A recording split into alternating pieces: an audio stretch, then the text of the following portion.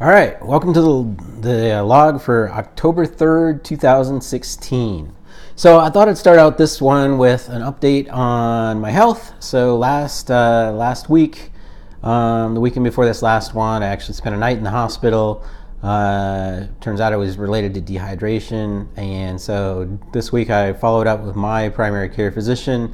And he said, oh yeah, fairly common, no worries, don't worry about it. So that's a big relief because I was really stressed out about that for a while. And so, I don't regret going to the emergency room, even though I'm going to get a huge bill from it, but just, to be on the safe side. But, just to know everything's all right and not to really worry that it's something more severe. So good news on that front. All right, so starting with an update on the different businesses. So this weekend, I actually sold 2 items on eBay. Not a whole lot of profit, a few dollars, but it's a start. And so, I'm happy to see that, and hopefully I can start to pick that up much more over I guess Q4 here, now that we're in Q4, going toward the end of the year. So, I think really what's holding up some of the stuff there is title optimization, just like anything else. eBay is a search engine, among other things. So I need to work on title optimization or have one of my virtual assistants work on that. So that's something I need to plan out and work toward going forward. So next up is the Amazon business. This is the one where I'm trying to white label a product and actually sell it on Amazon. Last week I had mentioned that I needed to decide on a vendor. I've decided on a vendor. One thing that I want to do though is actually, because it is a several $100 investment, I want to make sure that I have good labeling and stuff like that. So what I've done is actually purchased the product in the same category that sells the most, and I should get that actually today. I haven't received it yet, and see what they do. Obviously, they're crushing it, and so I want to make sure that, whatever they're doing is something that I can at least do as good as, or hopefully do better than them. So I'll get that product today, and then also another product that's kind of in the same category. I want to see what they're doing too. So I should get those today. Hopefully, can get all the labeling stuff worked out, and packaging, and then can move forward with that. So we shall see. And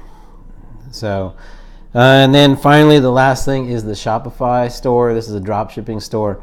No progress on this week. I'm pretty disappointed in that, but given the health issues of last week, this week has I lost about half the week. So I should be able to move forward on that this next week. So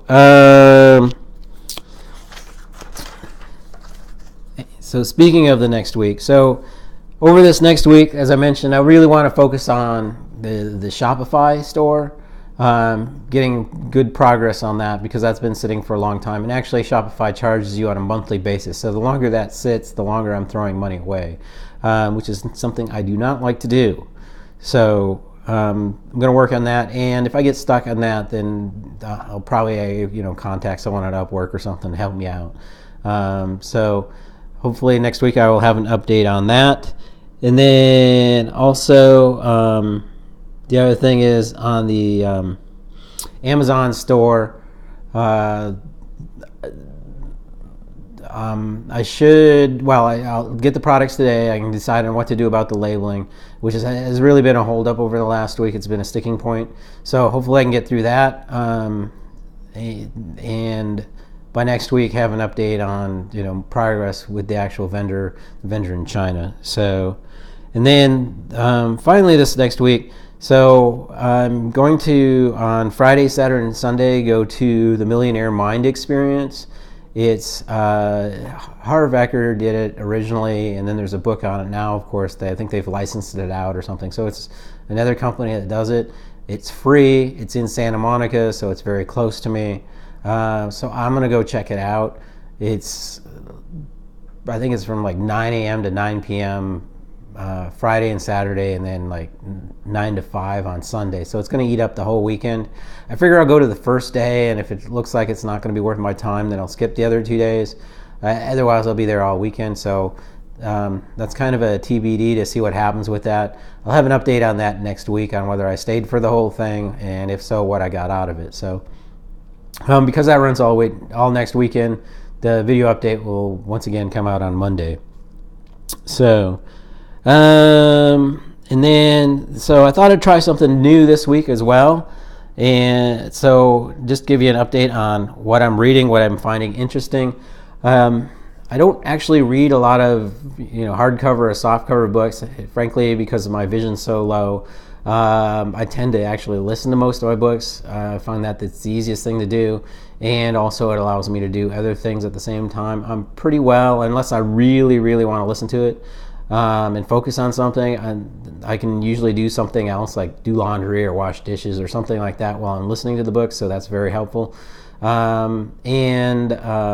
Also, I'd play it on double speed, or at least speed and a half, so it actually goes through pretty quick. And playing it on double speed, you really do need to pay attention. So, but a little time saver tip there: if you do listen to books, if you can get used to listening at a double speed, it's definitely cuts the time in half to get through it.